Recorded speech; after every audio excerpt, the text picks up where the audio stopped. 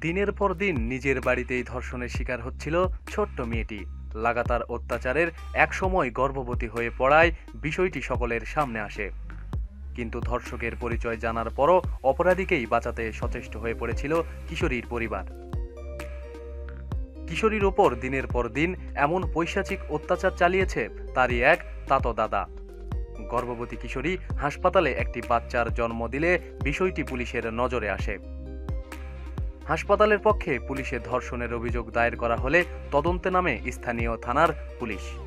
প্রথমে পরিবারের লোকজন জানায় মেয়েটির বাড়িতে একা থাকার সুযোগ নিয়ে দুজন অজানা যুবক কিশোরকে গণধর্ষণ করে।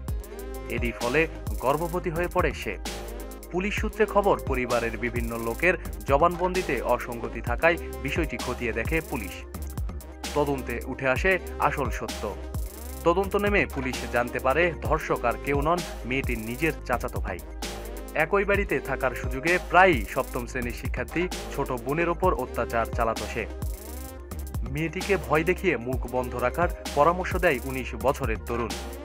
পরে কিশোরী গর্ভবতী হয়ে পড়লে পরিবারের লোকের কাছে আসল সত্য প্রকাশ পায়। পরিবারকে বদনামের হাত থেকে বাঁচাতে আসল সত্য গোপন করে যায় মেয়েটির মা বাবা। অভিযুক্তকে গ্রেপ্তার করেছে পুলিশ। প্রতিদিন সব খবরাখবরের জন্য সাথেই থাকুন এবং সাবস্ক্রাইব করুন। ধন্যবাদ।